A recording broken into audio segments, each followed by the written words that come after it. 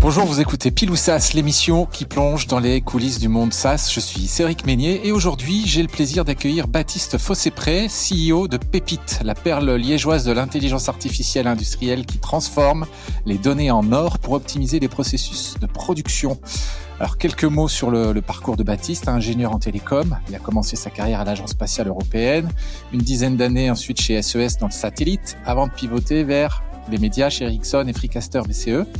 En septembre 2021, il se voit confier les rênes de Pépite, cette spin-off de l'Université de Liège, qui a été fondée en 2002, avec une mission claire pour Pépite, réduire l'empreinte environnementale de l'industrie grâce à l'intelligence artificielle. Alors, avec leur solution Data Maestro, ils ont permis à des clients comme par exemple un spécialiste de l'emballage de réduire leur consommation d'énergie et d'eau de 30%. Donc on parle de centaines de milliers d'euros économisés et de dizaines de milliers de mètres cubes d'eau préservée.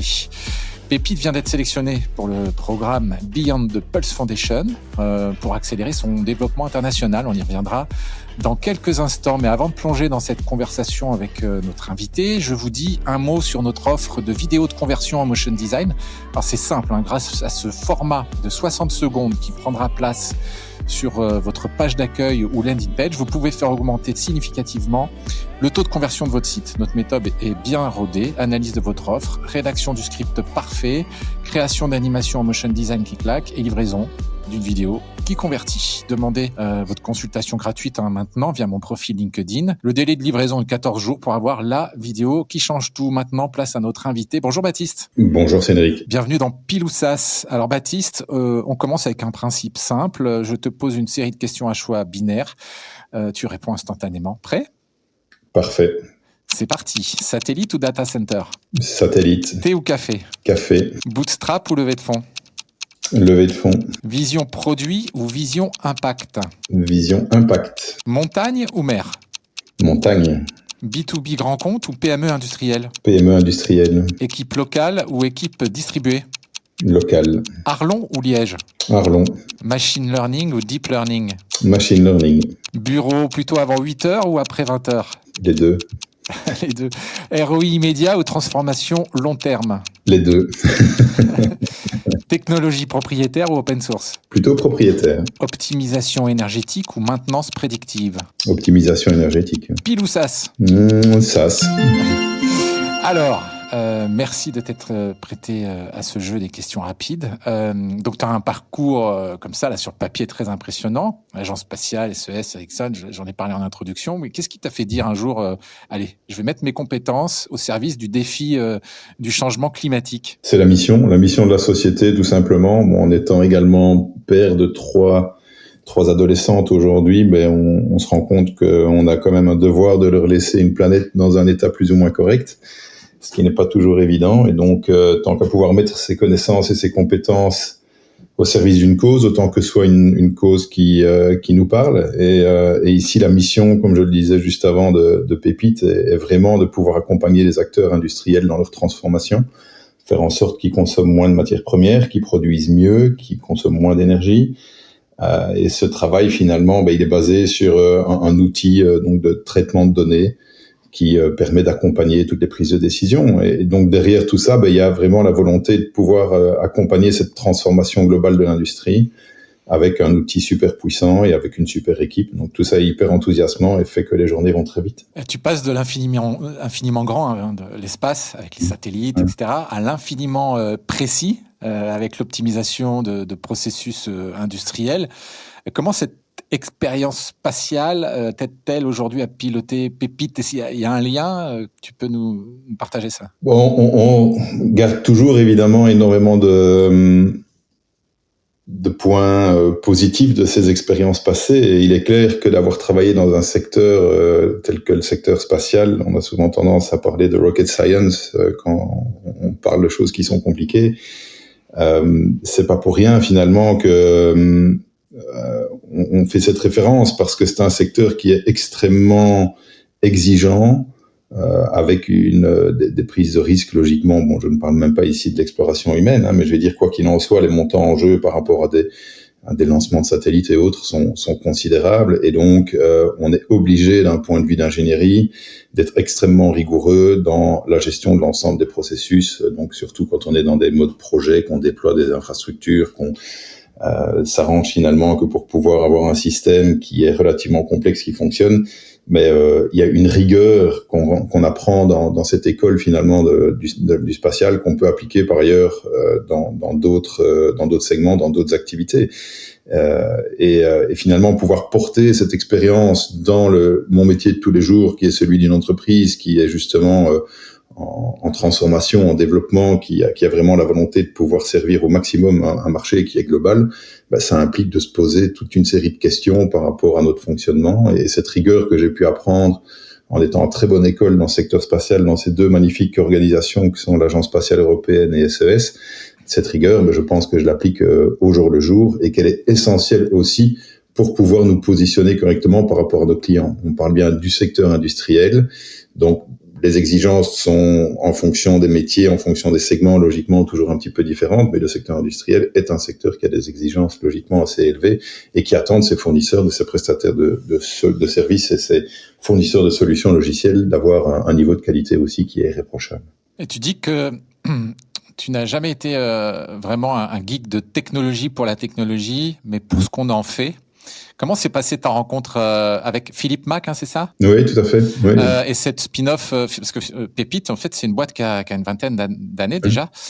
Qu'est-ce qui t'a convaincu de prendre les commandes il y a 4 ans à peu près ? Il y a deux éléments dans ta question. La première, par rapport à la rencontre de Philippe, Philippe est quelqu'un qui est passionnant, il est enthousiasmant, il a fait quelque chose de fantastique pour lequel moi j'ai beaucoup d'admiration, c'est-à-dire de se lancer en étant jeune ingénieur, en sortant de l'université, en créant sa société et en ayant la force et le courage de la porter pendant effectivement tout un temps. Donc moi je suis admiratif, j'ai connu un parcours, comme tu l'as très bien expliqué avant, qui était plus différent.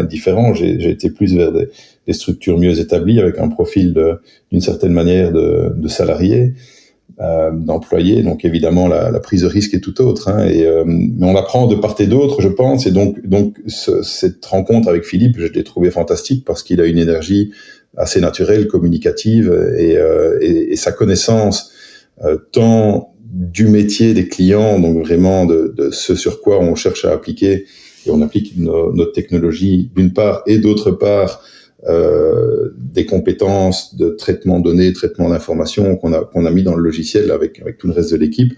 Finalement tout ça forme un cocktail qui est super intéressant. Et donc j'ai trouvé cette rencontre super enthousiasmante. Alors maintenant, ce qui m'a poussé par rapport au deuxième élément de ta question à vouloir effectivement aller plus loin sur cette structure, il y a le côté mission, comme on en a parlé tout à l'heure, mais il y a aussi je pense un défi au niveau métier, au niveau business, au niveau de la structure, qui pour moi était super intéressant, qui est celui justement de travailler beaucoup plus sur un packaging produit. En ce sens que pour moi, la technologie telle qu'elle existe aujourd'hui dans Data Maestro est une technologie qui est hyper puissante, mais ce qui a toujours manqué, j'ai l'impression avec un petit peu de recul maintenant, c'est cette capacité à la packager correctement, que pour bien montrer au niveau des différents applicatifs là où on est à même de pouvoir créer de la valeur. Et finalement, c'est tout le travail qu'on a entamé maintenant ici depuis, ça fait déjà 4 ans que je suis là, mais depuis ces derniers temps, c'est vraiment d'aller dans cette direction-là, de manière telle à ce qu'on mette un focus plus sur l'application qu'on va aller permettre aux clients, à nos clients, en fonction de leur segment de marché, l'application qu'ils vont pouvoir faire du logiciel, que sur la technique en tant que telle du logiciel. Alors, on va revenir évidemment sur Data Maestro dans quelques instants, mais avant ça, alors tu te définis comme un chef d'orchestre entouré de gens plus compétents techniquement. Alors, c'est assez humble pour un CEO. Comment tu manages une équipe de data scientists et d'experts en IA sans être le profil le plus technique de la bande, quoi ? C'est une bonne question, mais j'aurais tendance à dire que pour moi, justement, c'est en faisant en sorte qu'on mette tout le monde dans l'équipe, dans les conditions pour qu'ils puissent performer au mieux. Et donc, ce qui importe, c'est de pouvoir trouver un fil conducteur entre chacun des profils. Comme tu le dis, on a des ingénieurs de toute une série de profils dans notre équipe de développement, notre équipe projet, puis toutes les fonctions, logiquement, de support qu'on va retrouver dans l'organisation. Eh bien, moi, ce que je veux, c'est qu'il y ait un lien, un fil rouge derrière tout ça, et c'est comme ça, comme tu le dis, en tant que chef d'orchestre, avec une certaine humilité, parce que je suis un très mauvais musicien. En tant que chef d'orchestre, c'est à moi de pouvoir faire en sorte qu'on puisse être mélodieux dans ce qu'on fait, et qu'on puisse avoir une idée claire sur ce vers quoi on va, comment on y va, comment on s'organise. Mais donc, évidemment, je pense que les modes de management historiques où il y avait une percolation en top-down, comme on dit, venant d'une tête qui s'imaginait être toute puissante, pour moi, ça ne peut pas fonctionner. Je pense justement qu'on doit construire une stratégie sur base de l'input de tout le monde. Donc, tout le monde, ça implique logiquement les personnes en interne. On a besoin de comprendre les retours clients, on a besoin de comprendre les problématiques qu'on peut rencontrer au niveau du logiciel, les capacités de développement du produit, tous ces éléments-là, mais également toutes les parties prenantes qu'on va retrouver en externe. Donc, ça veut dire une compréhension assez fine de ce qui se passe au niveau de nos clients, en mettant tout ça, évidemment, en perspective dans un contexte géopolitique et environnemental qui est en transformation constante. Donc, pour moi, c'est là justement que ça importe, c'est faire le lien entre toutes ces dimensions pour avoir une vision, finalement, une stratégie qui est cohérente et faire en sorte que tout le monde puisse savoir exactement ce qu'on attend de sa part et qu'il puisse délivrer sans avoir de mauvaises surprises. On revient donc sur Data Maestro comme promis, à travers un petit jeu que je te propose. Explique-moi Data Maestro, comme si j'étais un directeur d'usine qui n'y connaît rien à l'intelligence artificielle, mais qui voit sa facture énergétique exploser. Allez, t'as 60 secondes pour m'expliquer. Effectivement, pitch intéressant. De manière très simple, aujourd'hui, personne ne peut concevoir avoir quoi que ce soit comme activité sans se baser sur ces données. Et les données, finalement, sur un site industriel, on en retrouve des millions. Et à partir de ce moment-là, ne pas chercher à les exploiter de manière unifiée.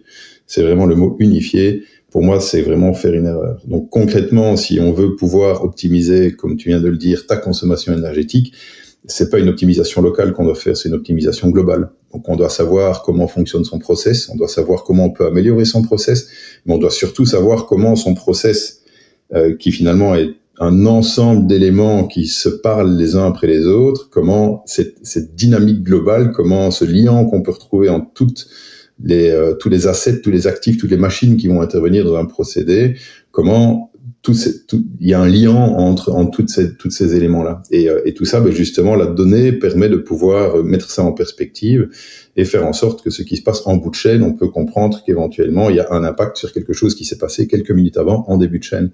Et ça, c'est des éléments qui, aujourd'hui, grâce à la donnée, permettent d'avoir une vue beaucoup plus claire sur des problématiques qui sont multidimensionnelles et pour un cerveau brillant, aussi brillant soit-il, sont quasi impossibles à résoudre.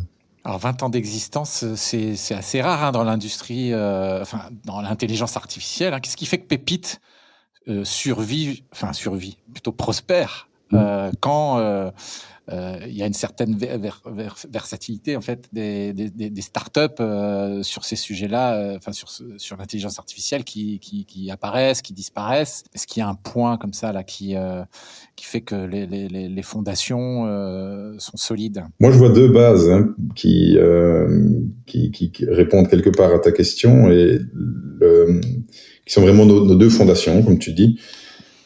Le premier, c'est qu'on a un logiciel qui est très puissant et qui va vraiment gérer la donnée dans son ensemble. Donc, on dit toujours qu'elle va aller du capteur jusqu'à l'utilisateur. Donc, alors, attends, le logiciel, on parle bien de Data Maestro. Data Maestro, tout à fait. Donc, Data Maestro a cette capacité, finalement, d'être un peu unique sur le marché. On ne trouve pas vraiment de société qui propose quelque chose de similaire à ce qu'on fait, parce qu'on va aller chercher les données de toutes sources possibles, imaginables dans un secteur industriel. On va gérer ces données dans leur ensemble, dans la préparation. On va pouvoir passer dans un mode exploratoire pour comprendre éventuellement quels ont été les problèmes. On va pouvoir déployer des logiciels d'IA qui permettent de faire de l'optimisation en temps réel. Et surtout, on va déployer des tableaux de bord et des outils qui permettent à des ingénieurs de faire leur analyse, de comprendre ce qui s'est passé, mais aussi à des opérateurs d'avoir une vue en temps réel sur ce qui se passe. Et donc, l'outil, finalement, est très puissant et une fois qu'il a trouvé sa place chez un client, il a tendance à être difficilement délogeable, ce qui évidemment est super intéressant dans un modèle SaaS, mais surtout montre que cette intégration totale qui permet de gérer l'ensemble du flux de la donnée, elle est relativement unique et elle trouve sa place. Elle trouvait déjà sa place, voilà, finalement, 15 ans, 10 ans, et au plus le temps passe, au plus justement elle est pertinente. Donc ça, pour moi, c'est le premier élément de réponse. Le deuxième, il est lié au fait que on ne vient pas avec une solution qui est une solution qui ne fait que du traitement de données. Ce que je veux dire par là, c'est que on a tout un ensemble de capacités dans la société qui est relativement unique, au niveau de nos ingénieurs, qui ont une capacité à comprendre le métier avec énormément de finesse. Et cette capacité à justement pouvoir se projeter dans la réalité industrielle de nos clients, de pouvoir parler leur langage, de pouvoir comprendre quelles sont leurs problématiques avec des problématiques dans la chimie, des problématiques de thermodynamique, des problématiques de production qui sont vraiment liées à un métier industriel. Et cette capacité de pouvoir se projeter là-dedans apporte finalement beaucoup de valeur, parce qu'on arrive à faire en sorte que on vient avec cet outil, comme je l'expliquais avant, Data Maestro, qui est super puissant, qui permet d'apporter des réponses qui sont extrêmement pragmatiques par rapport aux clients. Vous impliquez les opérateurs terrain dès le début, Oui. Et on peut dire que c'est un peu inhabituel dans l'utilisation, dans le déploiement de l'intelligence artificielle. Oui. Alors cette approche, elle a donc un impact sur l'adoption du logiciel. Pour nous, elle est essentielle. Elle est vraiment essentielle parce que ce sont des gens qui, logiquement, au niveau opérationnel, on parle finalement des gens de terrain vraiment opérateurs ou des ingénieurs, qui connaissent leurs procédés, leurs processus comme personne d'autre. Et donc, qui d'autre que peut finalement être à même de pouvoir identifier les endroits où un algorithme va pouvoir les aider. Donc, venir dans une approche, et c'est quelque chose qu'on a déjà rencontré chez énormément de clients, en règle générale, surtout dans des comptes qui sont plus gros, qui ont plus de moyens, qui lancent une initiative digitale, numérique, et qui lancent finalement, qui vont engager une équipe de X data scientists qui vont, au niveau d'un siège, commencer à travailler sur des problématiques, des modèles qui vont être déployés dans des usines. C'est une méthodologie qui, évidemment, est super intéressante, mais qui a pour défaut de probablement, ou trop souvent, avoir une déconnexion entre ce qui est conceptualisé, ce qui est défini au niveau d'un siège et ce qui se passe au niveau de la réalité de terrain. Et donc, ce lien, pour nous, il est essentiel. Donc, je suis pas en train de dire que c'est une erreur d'avoir des data scientists. C'est très, très bien que des entreprises fassent ça. Ce que je suis en train de dire, c'est que trouver un outil qui peut être utilisé, exploité et configuré, déployé directement en tenant compte des besoins des personnes du terrain, c'est quelque chose qui est super important.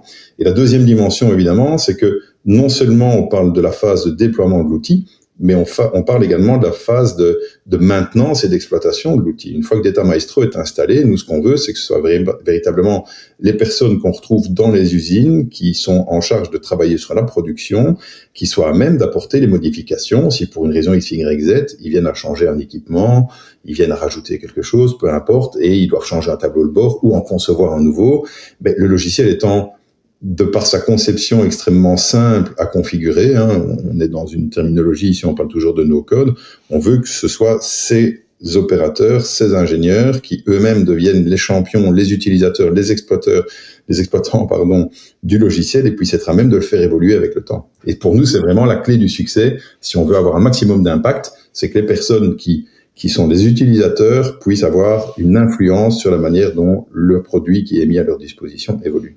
C'est intéressant ce que tu viens de partager avec nous. Est-ce qu'on peut parler d'un cas un peu plus concret?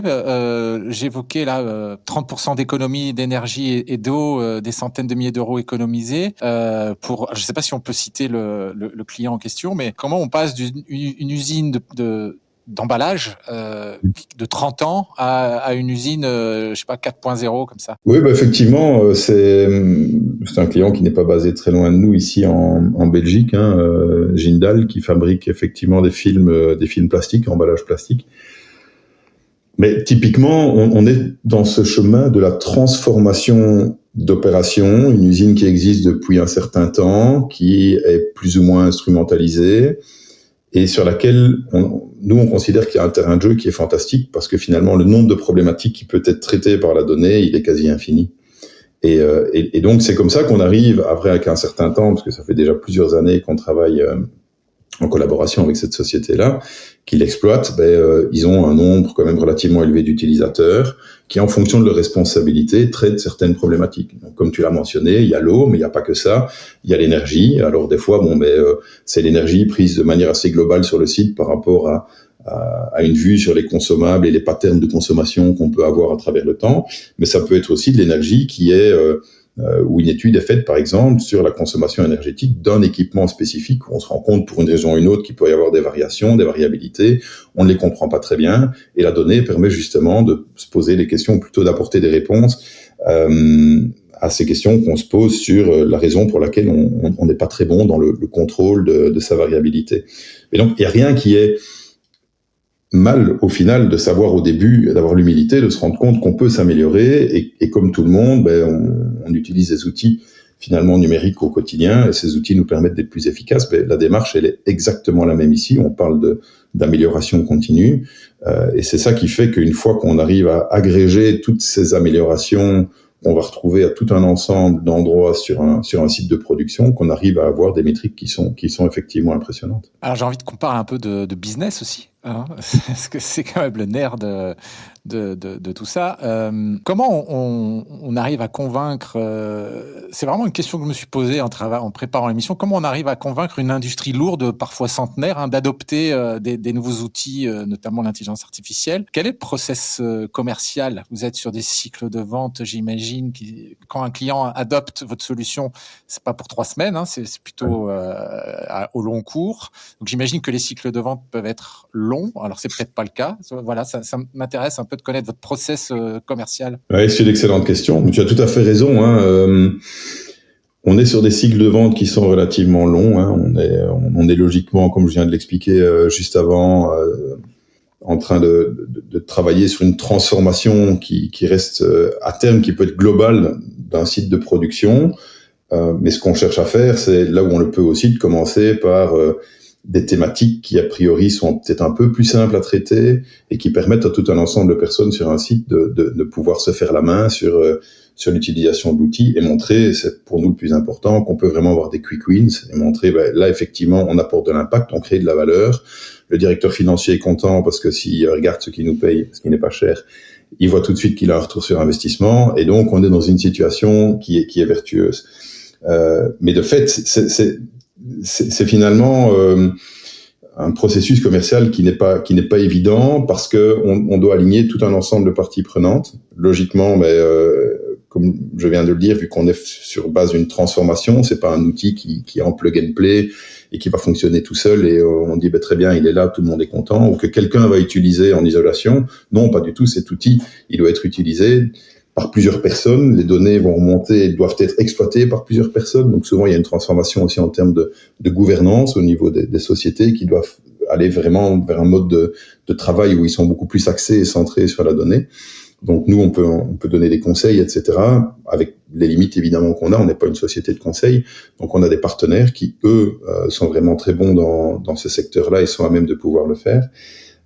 Mais il est évident que on doit aligner plusieurs décideurs, logiquement au niveau financier, au niveau de la direction, mais surtout, comme on en a parlé avant, le plus important pour moi, c'est de faire en sorte que les utilisateurs, vraiment les champions, les experts qu'on va avoir par après, soient à bord. Si c'est pas le cas, dans la démarche commerciale, on n'ira pas plus loin. Et donc, avoir cette capacité d'aligner un petit peu tout le monde est vraiment quelque chose d'hyper important.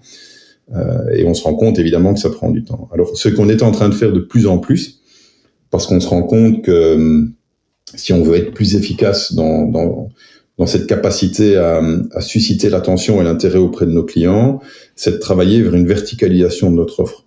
Donc concrètement, plutôt que de mettre en avant les capacités brutes du logiciel, c'est de chercher à voir dans des cas qui sont extrêmement bien définis sur toute une série de segments de marché qu'on a bien identifiés, c'est de venir avec une réponse qui est beaucoup plus abouti, beaucoup plus avancé en termes de fonctionnalité, de manière telle à ce qu'on réponde déjà à des besoins spécifiques sur certains éléments. Je vais prendre un exemple, on en a plusieurs logiquement sur lesquels on travaille, mais je vais prendre celui par exemple de tout ce qui est brasserie. On sait, dans un processus brassicole, sur un site d'une brasserie, toutes les problématiques qu'on risque de retrouver. Et donc, ce qu'on veut, c'est plutôt de chercher à convaincre un ingénieur de production qu'on va pouvoir l'aider avec un outil de data science et lui dire, tu as des problèmes sur la qualité de ta bière à travers le temps, sur la manière dont tu vas gérer la fermentation, sur la gestion de ton eau, la gestion de ton électricité. Donc, les grands problèmes qui reviennent de manière récurrente dans un secteur, eh ben, on a poussé tout ce savoir qu'on a au niveau du processus et du métier, on l'a poussé dans le logiciel de manière telle aujourd'hui à ce que lorsqu'on aborde un brasseur, on arrive à parler le même langage que lui, à montrer qu'on a des réponses qui sont déjà pré-packagées pour avoir un impact à ce moment-là qui est plus immédiat. Et donc, ça nous permet de raccourcir ce cycle de vente parce qu'on arrive à montrer de manière beaucoup plus rapide là où on va avoir de l'impact et donc finalement le fait de pouvoir être convaincant est beaucoup plus simple. Et alors, comment vous structurez votre pricing pour que... parce que souvent, l'intelligence artificielle, industrielle, c'est souvent des projets longs et coûteux. En tout cas, c'est ce qu'on peut imaginer. Comment vous structurez votre pricing, donc justement, pour que ce soit accessible, notamment aux PME que vous visez aussi avec vos solutions? Ce qu'on a fait, c'est travailler sur un pricing selon deux axes. On a donc travaillé sur base de l'offre en fonction de ses fonctionnalités.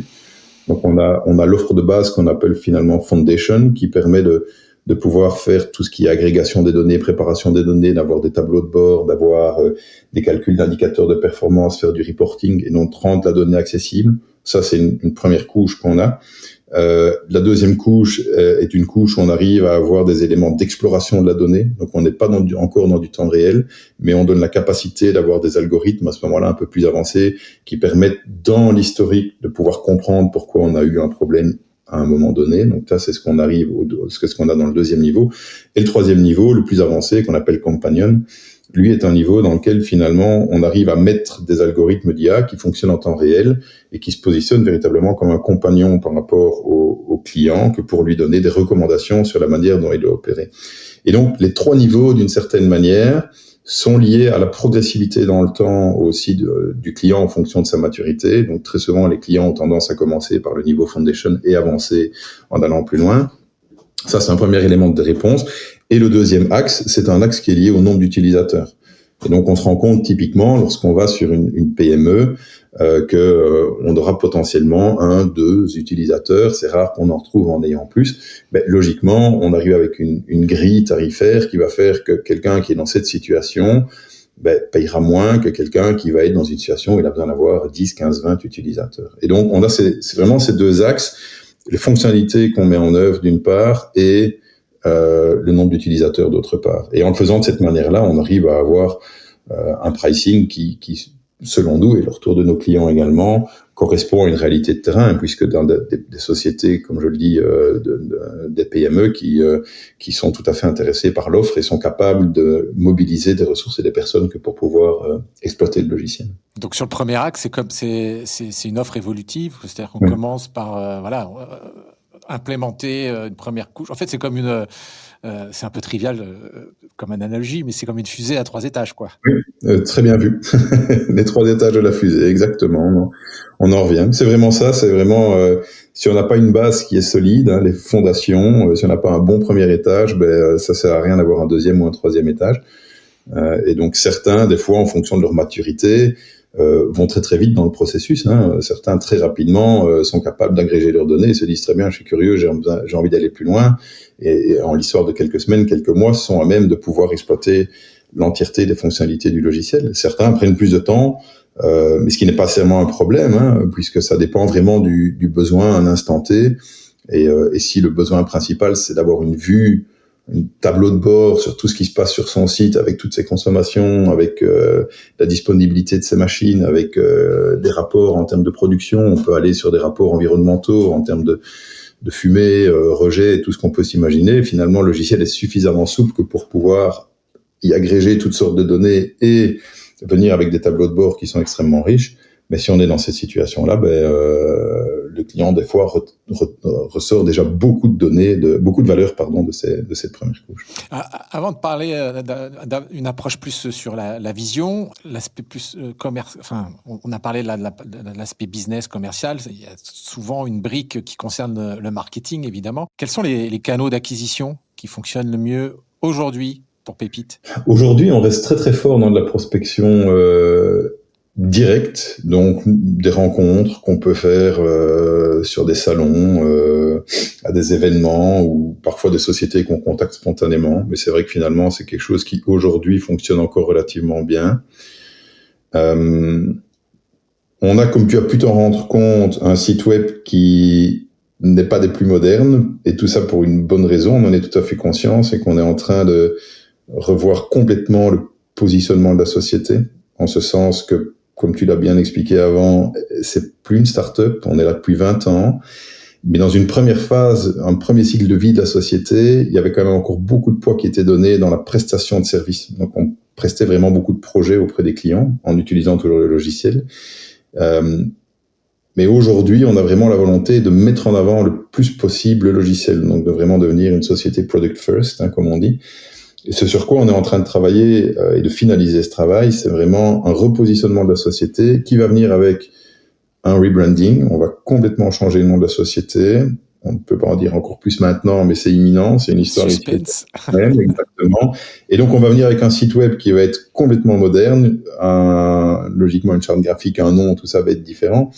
Mais aussi, on va créer tout un ensemble d'univers qui vont montrer finalement à chacun des clients dans les segments qu'on a identifiés, qui vont lui permettre d'avoir une vue beaucoup plus claire sur ce qu'il a gagné à travailler avec nous. Et donc, pour répondre à ta question, ça qui est super intéressant, c'est qu'on veut aller vers cette approche logiquement qui est plus de chercher à avoir de l'inbound, où avec notre positionnement, avec des campagnes de communication, on va pouvoir susciter un intérêt plus spontané venant d'un ensemble de prospects qui, à ce moment-là, pourront venir chez nous. Donc aujourd'hui, c'est relativement faible, on dit la chose clairement, mais on espère justement, via ce rebranding, qu'on va pouvoir avoir un positionnement tel que on aura un inbound qui, à ce moment-là, sera plus élevé. Je voulais juste dire, dernier canal d'acquisition, là, on est en train de tester, puisque forcément, tout le monde parle beaucoup d'IA, comme tu l'as compris, nous, on est sur de l'IA depuis tout un temps, mais on n'est pas dans l'IA générative en tant que tel au niveau du cœur du produit, bien qu'on travaille sur l'évolution du produit pour pouvoir mettre des agents et ce genre de choses. Mais il y a tout un ensemble de logiciels qui permettent aujourd'hui, de solutions qui permettent de faire de la prospection plus ou moins automatisée. On va pas laisser tout ça à un robot, on est bien d'accord, mais plus ou moins automatisée, avec la capacité d'aller vraiment chercher en fonction de son ICP, faire des listes de prospects et de pouvoir entamer des démarches, etc. Et là, on a vraiment des premières initiatives qui sont en train de se mettre en place. Donc, on est curieux de voir ce que ça va donner. On voit que dans certains secteurs, certains segments, certains métiers, certains produits que ça fonctionne. Je suis curieux de voir dans le nôtre si ça apporte effectivement des résultats. Mais au final, tout est lié. Si on n'a pas une belle vitrine de ce qu'on fait, avec un beau site web, avec un positionnement clair, une proposition de valeur bien articulée, faire finalement de l'outbound comme ça, plus ou moins automatisé, ça n'apporte peut-être pas nécessairement de réponse. Donc ça, c'est quelque chose sur lequel on travaille bien aussi pour l'instant. Bien, on a hâte de voir le résultat d'ici quoi, 1 ou 2 mois, ce que tu me disais. Oui, d'ici 1 ou 2 mois, ça mettra un peu de pression sur notre responsable marketing. Ça y est, c'est public. Vous venez d'intégrer, on parle là d'expansion, d'accélération, de progression. Vous venez d'intégrer ce programme d'accélération, le programme Beyond. Concrètement, vous êtes déjà bien axé sur l'international. Ouais. Quelles sont vos ambitions d'accélération en la matière ? Oui, mais comme tu le dis, on est déjà présent sur l'international. On a des clients en Asie, finalement, aux États-Unis, en Amérique latine, dans plusieurs pays européens. Mais jusqu'à présent, ça a été surtout un développement opportuniste, donc des clients qui, de bouche à oreille, nous ont entendu parler de notre solution et nous ont contactés. C'est très très bien. Ça prouve aussi qu'on peut avoir des déploiements auprès de clients internationaux. Il n'y a aucun problème à ce que quelqu'un qui est basé au Japon nous utilise, c'est le cas. Mais ça n'a pas été fait jusqu'à présent de manière, je veux dire, bien structurée, stratégique. Donc, nous, on a l'ambition clairement de pouvoir avoir un impact global. Pas uniquement pour des ambitions financières. Évidemment, on a des actionnaires derrière qui sont demandeurs à ce qu'on se développe, c'est évident. Mais pas que ça, parce que je reviens à la mission de la société. La mission de la société, c'est d'améliorer l'efficience de l'industrie, faire en sorte qu'elle consomme moins, qu'elle produise mieux. Ce mandat, moi, je pense qu'il n'a pas de frontières, et donc on doit d'office être internationaux. Donc cette ambition, on l'a. Maintenant, on veut faire les choses étape par étape. Donc concrètement, on a fait ce travail maintenant de réorganisation, je vais dire, en interne, la manière dont on est structuré, dont on fonctionne, une stratégie qui, je pense, aujourd'hui est vraiment claire, une approche marché qui est de mieux en mieux définie, comme je viens de le mentionner, un repositionnement qui est en cours, et tous ces éléments-là, je pense qu'une fois qu'on aura ça, ce sera une base qui sera extrêmement saine. C'est à nous de montrer qu'on peut aller vraiment chercher un ensemble de succès au niveau de tous les marchés qui sont plus facilement accessibles. Voilà, on est basé en Belgique, effectivement, on est francophone. Si on trace un cercle, je vais dire, de 1000 kilomètres de rayon autour de la Belgique, finalement, je pense qu'on doit couvrir 80% des activités industrielles en Europe. Hein. Donc on a déjà un terrain de jeu qui est gigantesque. C'est à nous de montrer qu'on peut continuer à nous développer là-dessus, tout en réfléchissant à ce qu'on peut faire d'un point de vue global. Maintenant, il est évident que on va pas se lancer la fleur au fusil sur des marchés internationaux et se dire maintenant on va conquérir le Japon. Comment le faire? Il y a plein de questions. Toutes les sociétés telles que les nôtres qui sont en croissance, en expansion, sont amenés à se poser ce genre de questions. Donc nous, on se les pose. Et c'est ça qui est super intéressant dans le programme que tu mentionnais de Beyond, donc du programme de la Fondation Pulse.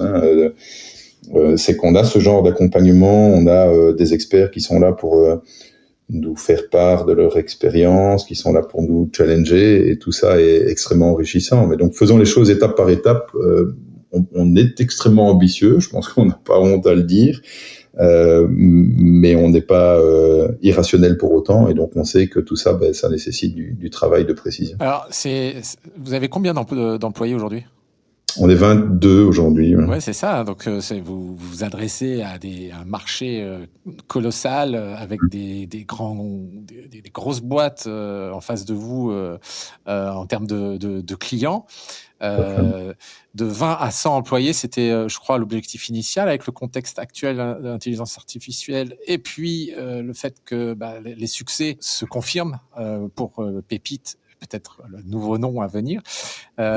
Est-ce que la vision est toujours la même dans cette progression? Oui, tout à fait. J'irai même au-delà. Moi, je pense que il faut voir de nouveau étape par étape. Hein. On va revenir avec cette analogie du lanceur. Donc, on sait qu'on est sur le premier étage maintenant.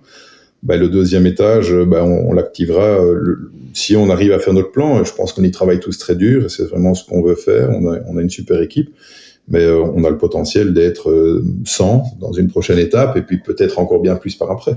Alors maintenant, évidemment, on ne sera jamais 15 000, je pense, dans une structure telle que la nôtre, mais malgré tout, il y a un potentiel assez conséquent de se développer. À condition qu'on fasse le travail correctement. Je vais revenir sur la vision par rapport à l'urgence climatique, qui est qui est une réalité qui est devant nous. L'industrie, justement, ça représente quasiment 30% des émissions mondiales de CO2. L'intelligence artificielle peut vraiment jouer un rôle là dans la décarbonation industrielle?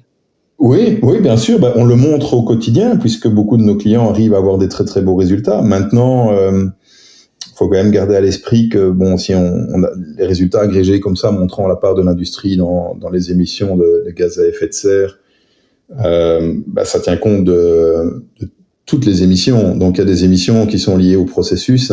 Si on fait la réduction du minerai dans la production d'acier, tant qu'on produit de l'acier de cette manière-là, il y aura des émissions de CO2. Donc évidemment, il y a des processus maintenant tous des systèmes qui se mettent en place pour faire de la capture ou autre. Oui, ce que je veux dire par là, c'est que certains éléments, ce sera difficile d'aller faire de l'abattement. Par contre, lorsqu'il s'agit de consommation d'énergie qui est nécessaire que pour pouvoir faire fonctionner l'ensemble de l'industrie, là on est dans une situation différente, parce que cette consommation énergétique, tant qu'elle était l'énergie bon marché et qu'on ne se posait pas trop de questions par rapport à l'impact environnemental que sa mauvaise exploitation pouvait avoir, on se posait pas trop de questions. Mais aujourd'hui, tout ça finalement est révolu. Les industriels, c'est quelque chose, on a tendance parfois à les stigmatiser, mais qui sont tout à fait conscients de la problématique et qui travaillent dur là-dessus, qui ont déjà fait énormément de progrès. Et donc, l'IA, ici, pour moi, elle permet véritablement, de manière intelligente, de faire en sorte qu'on arrive à continuer à optimiser ce qui se passe et à adopter des modes de consommation qui sont meilleurs et de pouvoir finalement travailler sur un optimum. C'est vraiment ce dont on parle. Et alors, il y a une autre dimension également sur laquelle on a maintenant quand même de plus en plus de demandes, c'est de travailler sur une optimisation technico-économique. Donc, ce que je veux dire par là, c'est que on va aller de plus en plus en termes de production d'énergie, logiquement vers l'exploitation de production de renouvelables, qui logiquement sont variables et non contrôlables, à contrario d'autres sources d'énergie. Bon, la France est encore principalement basée aujourd'hui à 60-70%, je pense, au niveau d'énergie, la production au niveau du nucléaire. Dans d'autres pays, c'est différent. Mais il est évident que de pouvoir adapter sa production en fonction des conditions réelles du marché, qui sont des conditions vraiment économiques, c'est quelque chose aussi qui peut avoir extrêmement d'impact. Donc, il ne s'agit pas non seulement de pouvoir produire au mieux à un instant T, donc optimiser techniquement ces processus, mais il s'agit encore de pouvoir orchestrer sa production de manière telle à ce qu'on puisse éventuellement le faire de la manière la plus économiquement, la manière la plus efficace possible. Et donc ça, c'est vraiment un axe aussi qui n'est pas simple à contrôler, sur lequel l'IA doit intervenir aussi. Donc l'IA joue son rôle sur tout un ensemble de secteurs, tout un ensemble de dimensions par rapport à cette transformation globale sur laquelle on est engagé. Alors pour conclure, qu'est-ce que tu dirais à un industriel, par exemple un industriel en Wallonie qui hésite encore à se lancer dans l'IA? Moi, ce que je dirais de manière très simple, c'est que c'est la nature des choses. Pour moi, c'est inévitable. On va aller vers de l'exploitation de données et donc on peut ne pas le faire, mais on sera de toute façon pour l'instant, mais de toute façon à un certain moment, on devra le faire. Donc on est toujours pour conseiller vraiment nos clients d'y aller le plus rapidement possible. Et la plupart, pas non plus raconter d'histoire, ils en sont tout à fait conscients. Donc cette transformation, elle est nécessaire. Et une autre dimension que on aime bien quand même mettre en avant, c'est que logiquement, quand on parle d'IA, la matière première, c'est la donnée. Très souvent, nos clients sont inquiets dans le fait qu'ils probablement n'ont pas assez de données. Ce qu'on leur dit systématiquement et ce qu'on observe systématiquement, c'est qu'ils ont tous énormément de données, sans en être toujours conscients. Et donc, la problématique, c'est pas de ne pas avoir assez de données, c'est de ne pas l'utiliser, de pas l'exploiter, de pas en retirer de l'information. Donc, pour moi, le message, il est clair, c'est qu'il faut commencer ou plutôt au mieux. On peut commencer plus tard, mais il faut pas que plus tard soit trop tard. Et à partir de ce moment-là, il y a les étape par étape, faire les choses intelligemment, et il y aura de l'impact. Le message est passé. Merci beaucoup, Baptiste, pour cet échange. Pour nos éditeurs, si cet épisode vous a plu, allez écouter les autres numéros disponibles et surtout abonnez-vous sur votre plateforme d'écoute préférée et partagez cet épisode. C'est le meilleur soutien pour ce format et puis le travail que je fais pour réaliser ces épisodes. On se retrouve très vite pour un nouvel épisode de Pile ou Sas. D'ici là, continuez de construire, d'innover et de partager. Merci beaucoup, Baptiste. Merci beaucoup, Cédric. Et salut.